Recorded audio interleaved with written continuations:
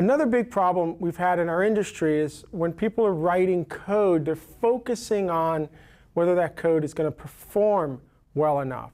And at that point, when you're writing code, if you're thinking about performance, you're guessing. And one thing that's great about Go, and one thing I want to teach, is that we do not guess. We never guess. When you're guessing, you're going to be wrong. And Go's got enough tooling where we don't have to guess about anything. And so when we're writing code, we don't want to focus on performance. What we want to focus on is correctness, because that's something that we don't have to guess about. And correctness is going to be around, is there integrity? Is there readability? Is there simplicity in that code base? And this is going to be a matter of refactoring. So we really want to focus on correctness versus performance when we're deep down on that keyboard writing that code. These are the things we can look at when we're pair programming, when we're looking at PRs. And once you get a program working, then we can focus on, is it fast enough? And I'm going to show you the tools at some point in this video that allows us to not guess whether or not we have a performance issue or not. But there's some great quotes around this idea of correctness versus performance. And Wes Dyer has this great one, right? Make it correct, make it clear, make it concise, and then make it fast in that order. And these are philosophies that I want us to be carrying on. I'm going to be talking about all of this stuff throughout the class. And JBD, who's an amazing engineer at Google, said this. She said, good engineering is less about finding the perfect solution and more about understanding the trade-offs and being able to explain to them. Remember what I said to you, that hacking is when we're not thinking about the cost, right? And costs are about trade-offs. You have to understand that if we do this, it's going to cost us that. And if we do that, it's going to cost us this. And when we have engineering conversations, it's not about good or bad. It's about whether I agree or not with the costs you're taking for the things that you need. And this idea of a perfect solution also is really important, right?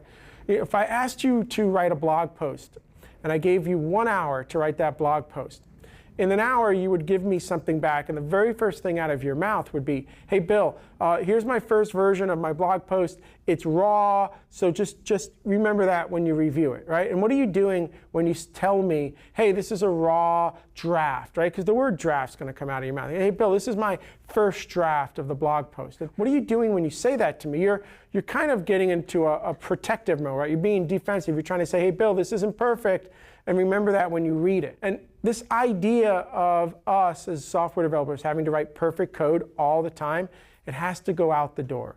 And so moving forward, you can also hear me use this word draft. We're drafting code. We're drafting code. I want us to get into this idea that we're always drafting code, and then we're reviewing it, and we're revising it, we're refactoring it, and it gets to a point where the code is now at a place where it can be published, right? And I want us to take this idea, because if we can take this idea of drafting and not have this need to be perfect all the time, we're going to end up writing better code. But it does require our ability to add refactoring into the daily process of everything we do. You know, Al Ho said this, and there's some really nice things that he says in this quote. The correctness of the implementation is the most important concern, but there's no royal road.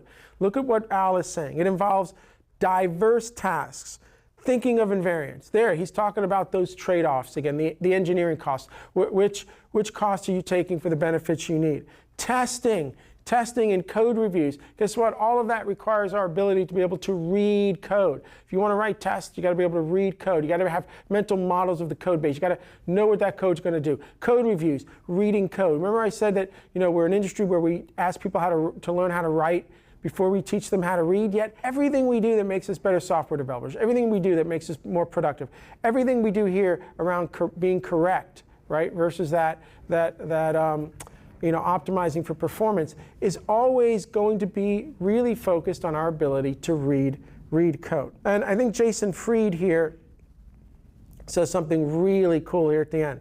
Problems can usually be solved with simple, mundane solutions. This means that there's no glamorous work. You don't get to show off your amazing skills. You build something that gets the job done, and you move on, okay? There's no oohs and there's no ahs. You get on with it. Look, you know, I'm a back-end developer, right? And when people ask me what I do, when people ask me what I do for a living, I always say, hey, I build air conditioners. And they're like, what are you talking about, you build air conditioners? I go, yeah, I build air conditioners. As I said, we've been in this room for half an hour, right? Yeah, and I go, have you thought once about about the air conditioner at all since you've been comfortable, right? Like, has the thought of the AC even entered your mind in the last, say, half an hour to an hour? And so we go, no. And I go, well, what happens if that thing shuts down?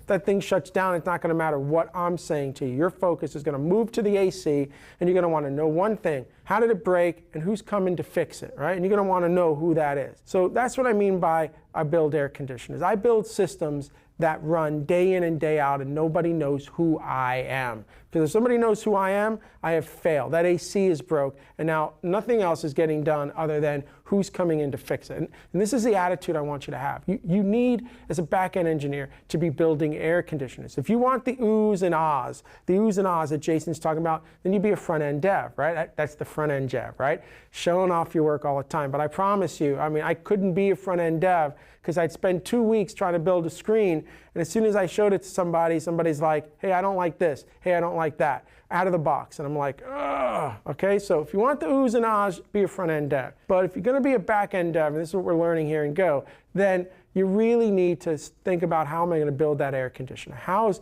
the only people in this company that should know my name is my team, and that's it. And my stuff runs day in and day out. So what we're really talking about here, and what we're going to be moving forward again, is that when we're writing code, we want to focus on the correctness of the code. That's going to be about integrity, readability, and simplicity. Those are things that we don't necessarily have to guess about on the day in and day outs of writing that code.